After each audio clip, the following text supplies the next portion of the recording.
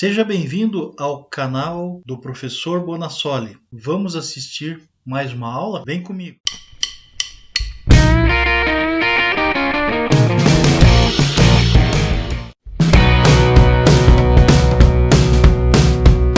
Nossa aula de hoje é Contabilidade e Gestão Pública.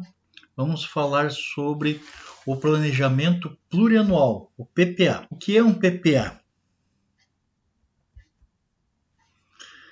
O PPA é uma das 3 leis que compõem o orçamento público. As outras são a LDO, que é a Lei de Diretriz Orçamentária, e a Lei Orçamentária Anual, a LOA, que são instrumentos de planejamento.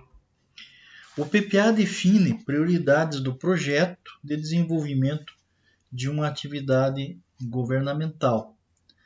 Então, esse projeto ele é definido através de um planejamento e ele é plurianual.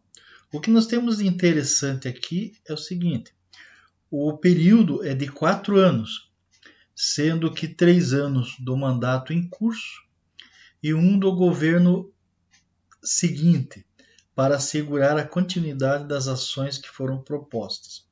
Com isso, sempre o governante que entra estará executando o PPA do governante anterior, ou seja, o último ano do PPA do governante anterior.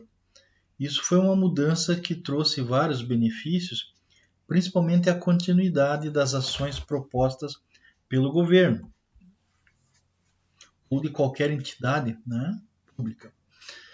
O PPA deve conter as diretrizes, objetivos e metas da administração pública para as despesas de capital e outras delas decorrentes e para os relativos programas de duração continuada.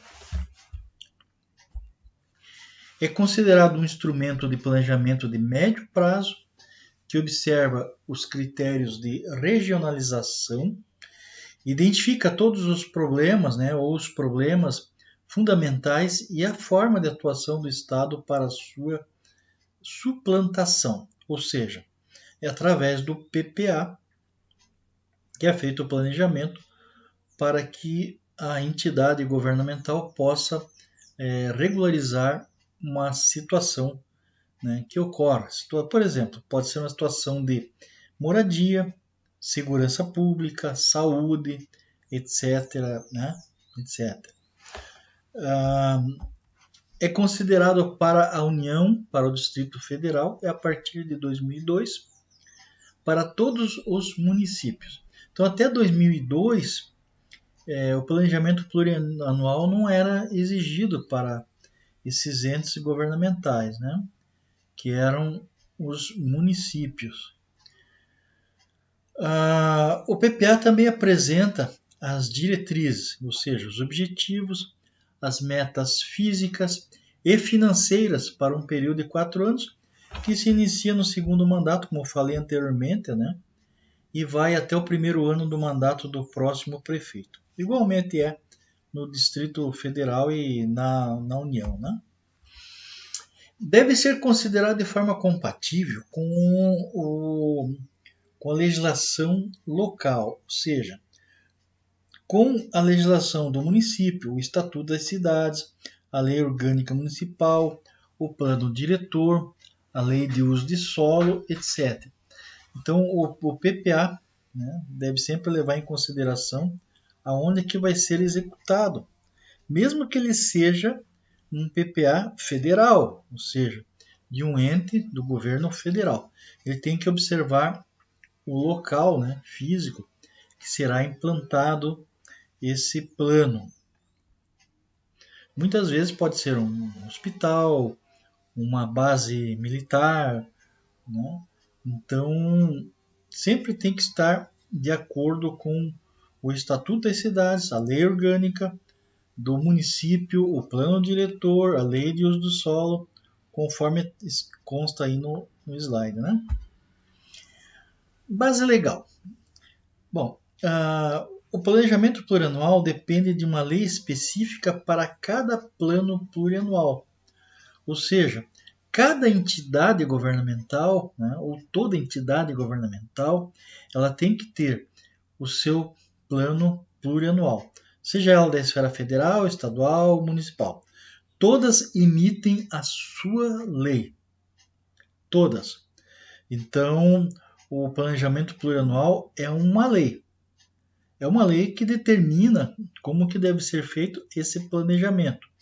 E vale para 4 anos. Por isso que ele é plurianual e é uma lei que tem que ser cumprida. Lógico, depois de executado o planejamento plurianual, a lei deixa de ter validade para os anos seguintes, mas ela continua valendo para aquilo que foi feito, né, e sujeito à fiscalização, sujeito à lei de responsabilidade fiscal, naquele período em que ela foi implantada.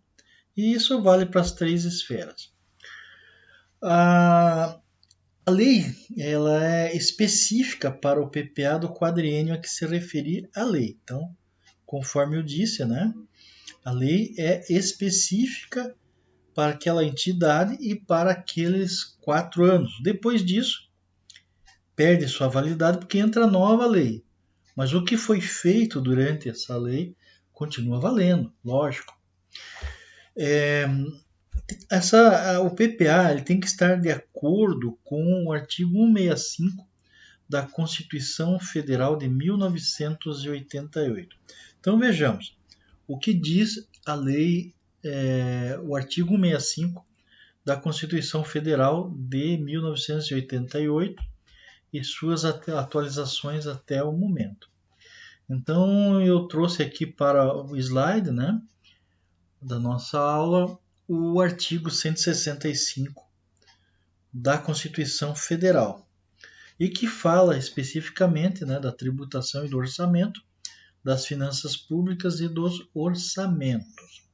Então notem que não é apenas a Lei 4.320, a Lei 4.320 atualmente ela está, né, ajustada com a Constituição e a Constituição está ajustada com a 4.320 de 1964, que é a nossa lei que vale até hoje quando se trata de orçamento público, despesa pública, receita pública. Né? A Constituição foi zelosa, né? A Constituição de 88, quando tratou do assunto de finanças e colocou esse artigo 165, né? Que trata desse assunto. Então, o artigo 165 diz o seguinte: leis de iniciativa do Poder Executivo, que para poder executar um orçamento ele tem que ter uma lei e é o Poder Executivo. É ele que executa as tarefas. Então, vai ter que estabelecer, né, o plano plurianual, as diretrizes orçamentárias e o orçamento anual. Então, daqui sai o PPA, a LDO e a LOA. A lei que instituir o plano plurianual estabelecerá de forma regionalizada as diretrizes, objetivos e metas da administração pública federal para as despesas de capital e outras delas decorrentes e para as relativas aos programas de duração continuada. Numa outra aula nós vamos ver certinho, vamos definir o que são programas, etc. A lei que instituir o plano plurianual, né, o parágrafo 1º, estabelecerá de forma regionalizada as diretrizes, objetivos e metas da administração pública federal para as despesas de capital e outras delas decorrentes e para as relativas aos programas de duração continuada. Isso é o que diz a lei, né, a Constituição. A Lei de Diretrizes Orçamentárias compreenderá as metas e prioridades da administração pública federal, incluindo as despesas de capital para o exercício financeiro subsequente, orientará a elaboração da lei orçamentária anual, disporá sobre as alterações na legislação tributária e estabelecerá a política de aplicações das agências financeiras oficiais de fomento. O Poder Executivo ainda publicará, até 30 dias após o encerramento de cada bimestre, um relatório resumido da execução orçamentária. Note que aqui tem uma novidade, está colocando prazos, coisas que na lei na lei inicial de 64, né? Na 3.420 não fala, na 6.420 não falava nada, né? Agora fala dos prazos. Os planos e programas nacionais, regionais e setoriais previstos nesta Constituição, né? Nós estamos lendo o artigo da Constituição, serão elaborados em consonância com o plano plurianual e apreciados pelo Congresso Nacional. O Poder Executivo publicará 30 dias após o encerramento de cada bimestre o relatório resumido da execução orçamentária. Isso eu já falei, eu coloquei o slide trocado aqui, mas sem problema. Então, deixa eu continuar aqui. Nós paramos no 5º. A Lei Orçamentária Anual compreenderá o orçamento fiscal referente aos poderes da União, seus fundos, órgãos e entidades da administração direta e indireta, inclusive fundações instituídas e mantidas pelo poder público. Então, nós temos aqui o item 1, né? Agora o item 2 do parágrafo 5º. O orçamento de investimento das empresas em que a União, direta ou indiretamente, detém a maioria do capital com direito a voto. Então, notem que o PPA e a lei orçamentária, ela se estende também para aquelas empresas que a União, né, detém o capital. Não só a União, mas como uma lei estendida para municípios e estados também, né? O 3, né? Item 3. Então, o orçamento da Seguridade Social, abrangendo todas as entidades e órgãos a ela vinculados, da administração direta ou indireta, bem como os fundos e fundações, né, instituídos e mantidos pelo poder público.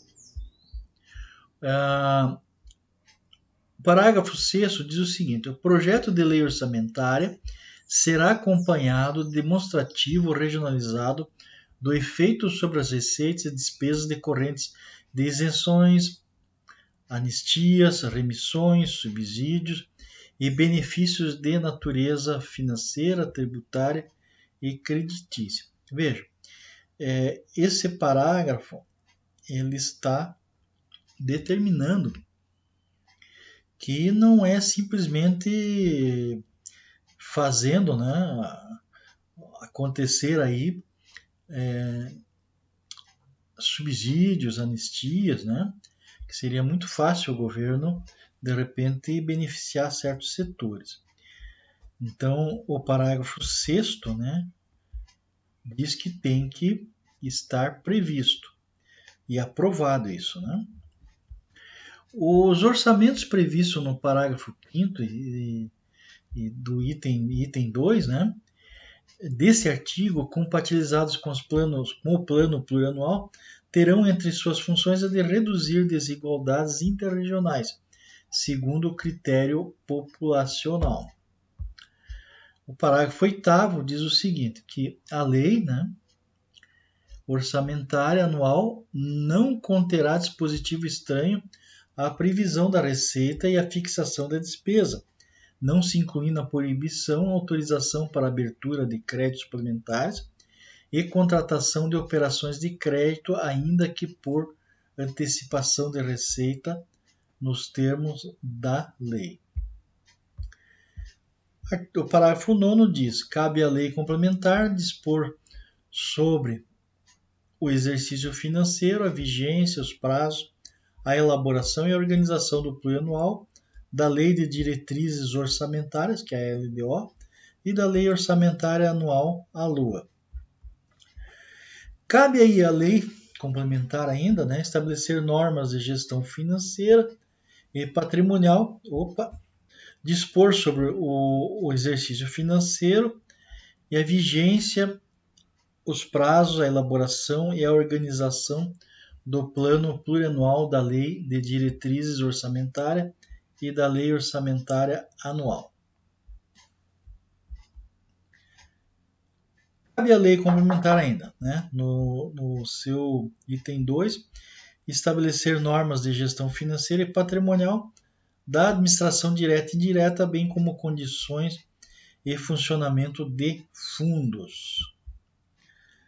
Mudanças ocorridas após 1988 no PPA. Nós temos no PPA, LDO e LOA.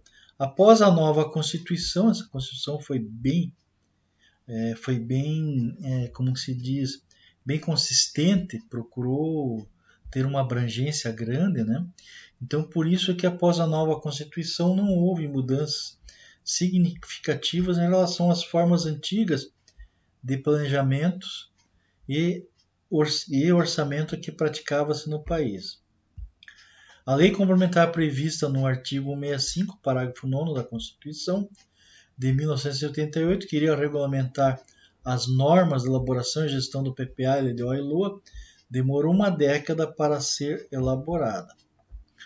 Então, apenas em outubro de 1997, a Portaria Interministerial 270 instituiu um grupo de trabalho para a elaboração do projeto da lei complementar de que trata o referido artigo 165, parágrafo 9 da Constituição Federal. Em 4 de maio de 2000, a lei complementar número 101, ou seja, a Lei de Responsabilidade Fiscal, estabeleceu os contornos legais definitivos para o processo definindo o atual modelo brasileiro de planejamento, orçamento, né, e gestão que deve ser obedecido pela União, Distrito Federal, Estados e municípios a partir de 2002, né, depois a partir de 2002, por todos os municípios. Além da LRF, são dois os principais instrumentos que normatizam o modelo, né, o atual modelo. É o Decreto Presidencial 2829, de 30 de outubro de 1998, a Portaria número 42, de 14 de abril de 1999, os aspectos técnicos e conceituais. A lei orçamentária não consignará dotação para investimento com duração superior a um exercício financeiro que não esteja previsto no plano plurianual ou em lei que autorize a sua inclusão conforme disposto no parágrafo 1º, né? No parágrafo 1º do artigo 167 da Constituição, artigos 4º, parágrafo 5º. Aspectos técnicos e conceituais. Cada programa, né, ainda continuando os aspectos técnicos, deverá conter, isso é o artigo 2º do Decreto 2829, 1. Objetivo, 2. Órgão responsável, 3. Valor global, 4. Prazo de conclusão, 5. Fonte de financiamento, 6. Indicador que quantifique a situação que o programa tenha por fim modificar, 7. Metas correspondentes aos bens e serviços necessários para atingir o objetivo. 8. Ações não integrantes do orçamento necessárias à consecução do objetivo. Orientações para a elaboração do PPA. Então, a lei diz o seguinte. Aqui tem uma definição de programa, né? Então, programa é um instrumento de organização da ação governamental visando a concretização dos objetivos pretendidos, sendo mensurado por indicadores estabelecidos lá no plano plurianual. E o projeto? O projeto é um instrumento de programação para alcançar o objetivo de um programa, envolvendo um conjunto de operações limitadas no tempo, das quais resulta um produto que concorre para a expansão ou aperfeiçoamento da ação do governo. O que é uma atividade? Então, a atividade é um instrumento de programação para alcançar o objetivo de um programa, envolvendo um conjunto de operações que se realizam de modo contínuo, Então a atividade tem essa característica de ser contínua e permanente, das quais resulta um produto necessário à manutenção da ação do governo. Operações especiais. São despesas que não contribuem para a manutenção das ações do governo, das quais não resulta um produto e não geram uma contraprestação direta sob a forma de bens e serviços. Isso aqui é o caso que pode ocorrer, né, com certas despesas e que não são, né, necessariamente representativas de um serviço prestado à população, mas são despesas em que essas operações especiais venham a socorrer alguma coisa que tenha ocorrido e que precise de verba, né, para fazer a manutenção dessas ações do governo. Território. O que é um território? Território é um recorte das regiões ou setores do município em que serão usados para a elaboração de estudos e propostas. Por exemplo, Estado de São Paulo, para a elaboração do PPA 2008-2011, o Estado foi dividido em regiões administrativas e regiões metropolitanas. Isso se faz necessário por qualquer setor, por qualquer ente governamental, né? Pode ser ele federal, estadual, municipal, pode fazer essa discriminação de um território, determinar um território, um local, né, e separar, repartir, né, em partes, para que se possa ter as ações, né, e os programas mais eficientes. O administrador público tem a liberdade para estudar e definir com a sua equipe econômica quais as bases territoriais, né, irá utilizar para a elaboração de seus estudos e propostas. O planejamento é uma ferramenta indispensável ao administrador público, na atualidade, seja para obter os resultados desejados, seja porque a legislação atual impõe a necessidade. E chegamos ao final, né, de mais uma aula. Nós vimos hoje, só para ficar gravado, o PPA, que é o Planejamento Plurianual. Eu procurei fazer uma abordagem simples, né, e rápida, para que não percamos muito tempo em cima do assunto, mas que seja eficiente para o aprendizado de vocês. Então, desde já, eu agradeço aí a participação de todos nessa aula e convido vocês aí para fazer inscrição no meu canal, deixar aí o seu joinha, né? Coloque seus comentários, e é muito importante fazer isso para que me ajude com o canal aí do professor Bonassoli, estar sempre postando algumas aulas, né? Eu falo até de resumo de aula, para que possa estar engrandecendo aí o estudo de vocês. Muito obrigado, até a próxima.